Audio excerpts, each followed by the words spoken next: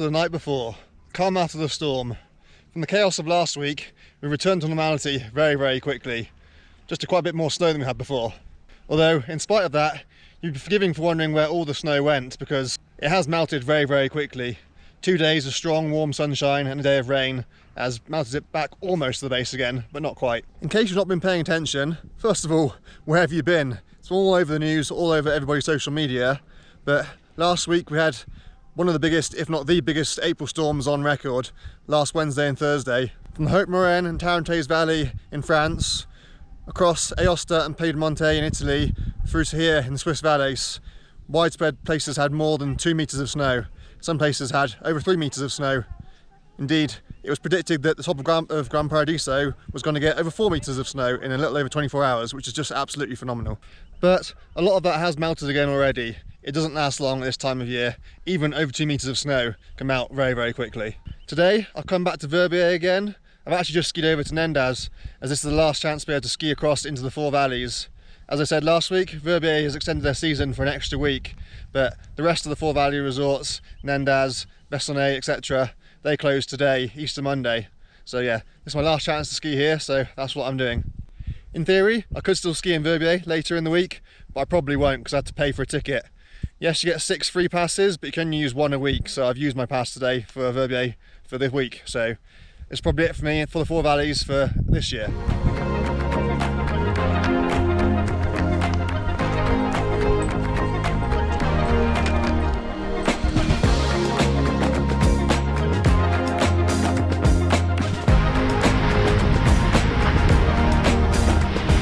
Back in Chamonix, they had reopened the Brevant ski area, at least partially, for the Easter weekend, which is some great forward thinking by the companies of Mont Blanc. Not often known for their forward thinking, but by the end of play today, that will once again be closed, and the only skiing available in the Chamonix Valley will be at Grand Montet. And then once Verbier closes this weekend, Grand Montet will be the only lift surf skiing available for virtually the whole region. So if we do get any more powder days into next week, it's going to be ridiculously busy there. A little bit more on the storm of the century last week. While the mega snowfall totals at altitude were predicted well in advance and all forecast models were well in agreement with that, what caught everyone by surprise was just how much snow fell at lower elevations, indeed how low the snow line was. The forecast freezing level was at around about 2,000 metres and the ambient freezing level was 2,000 metres. At 2,000 metres it was around about 0 degrees, yet it was also 0 degrees at 1,000 metres in the Chamonix Valley and many other places, and there was intense snowfall down to around about 700 metres. Even snowed for a time down below 500 metres. How is that possible? The answer is evaporative cooling. So to transfer water from its solid state, ice, snow, to a liquid state, and indeed from liquid state to a gaseous state, requires heat energy, latent heat. You need to take heat from the atmosphere into the water molecules. That in turn cools the air column of the atmosphere. Generally speaking, most of the time, the wind stirs everything up, so the effect is negligible. And if precipitation is light, again, the effect is very negligible. Although you have no doubt noticed that any time there is a shower, the temperature always drops, even the height of summer. But with the really intense precipitation that we had on Wednesday and Thursday, even if there is wind, it just can't stir it up quick enough. And also, there was very little wind this time anyway, so the temperature just plummeted down to low elevations. The snow drew the cold air down from the upper atmosphere into the lower valleys, and it stayed cold all the way down in the valley bottom. So that meant that even though freezing levels was up at around about 2,000 metres, we had the really intense snowfall down at lower elevations. Physics, innit?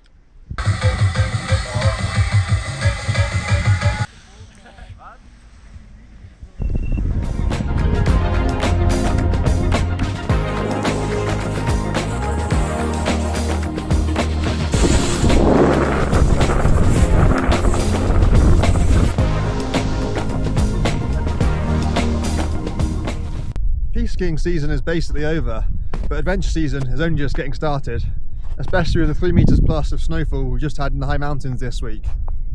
In this part of the Alps, there's no such thing as shoulder season. Spring touring season morphs seamlessly into the summer alpine climbing season.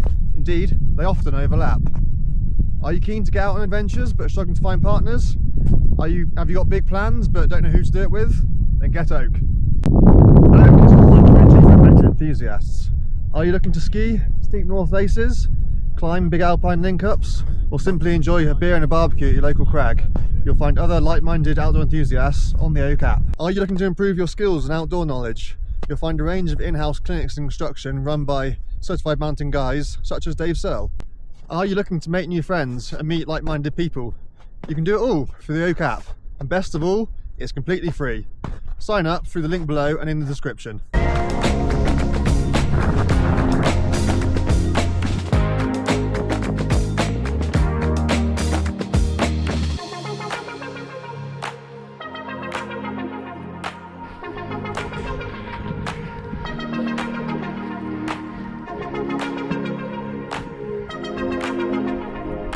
Speaking of adventure, I'm finally back where I belong. Back when I blew my knee and fractured my tibia in mid-January, I thought that was it, that's my season over. Best case scenario, I'll be doing a few turns on the bunny slopes. But less than 3 months later, here I am, back in the high alpine. Combination of great physio and rehab, positive mindset, and last week's mega dump of snow filling everything back in has meant that I've managed to get back out again. Earlier in the week, we did a couple of laps of the Valley Blanche. Then today, headed up proper ski mountaineering to the Breche-Puiseux. And conditions look sublime right now.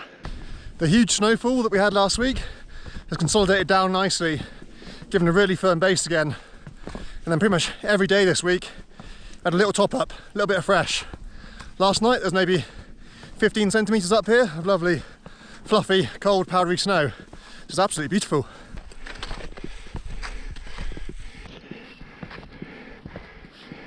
Although, in spite of all that, it is still remarkably lean up here for the time of year.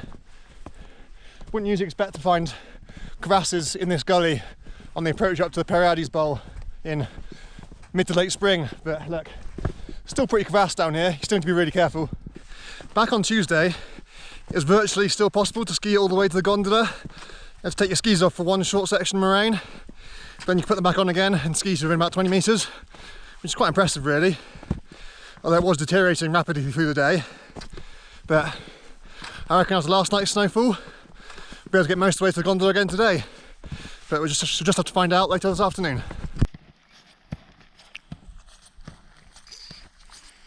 We're having to start breaking trail now. I had hoped that we'd be late enough and slow enough that somebody else would have had the pleasure of doing it for us, but alas not. Everybody else coming up this way, heading up there towards the Capuchin couloir or the northwest couloir of the Guide Taku.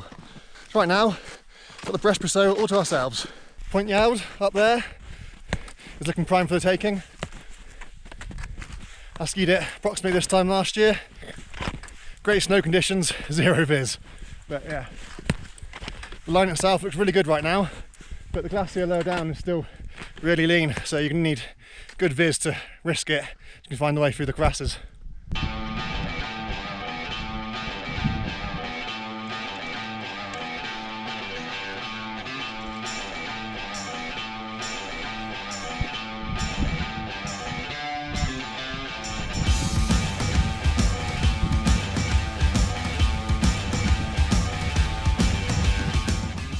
All the classics on the north side of the Midi have been seeing plenty of action this week, like so the Cosmic Couloir and Glacier Ronde.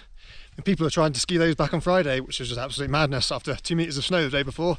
But I didn't hear any casualties, so they survived somehow. But yeah, this week it's been really busy there. In pretty good conditions from what I gather. Somebody opened up the Mallory Porter for the season on Tuesday as well. I don't personally know who it was, but I saw the tracks going down the line and then someone else pointing them out to me on Instagram later.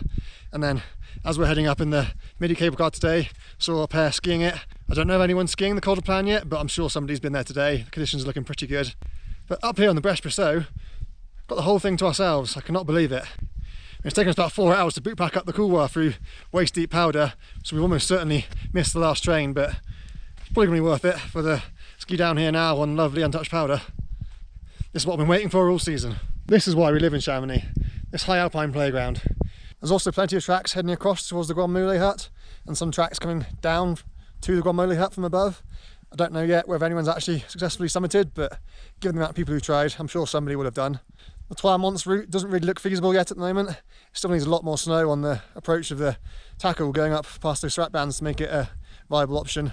So I think anybody who is skiing Mont Blanc is going via the Grand Moulet at the moment. Everyone always wants to know what ropes you need for the Espresso. We bought two 60-metre ropes and a rappelled direct from the col, not from the Periades bivouac, and we comfortably got down one 60-metre rappel. You could do it with one 50-metre rappel, you end up there somewhere, you'd still be on the snow, it'd just be a bit steeper. Whereas 60s will get you down here to slightly flatter, slightly more comfortable snow. It seems like every time I'm up here, this happens.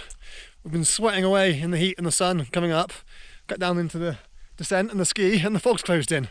Typical. Woo! Not gonna lie, it's probably the most scared of everyone on the skis. I've done the Valley Branch and Zero Viz loads of times, I know where I'm going. I've only been up here once, and there was tracks to follow then. Absolutely zero reference points now, and this grass is absolutely everywhere, as you can see. But up there, you can't see them until you're 10 metres away, if not less. You don't even know if you're going up or down, it's just a big bowl, so it's pretty terrifying. Not out of the woods yet, but at least I can see now.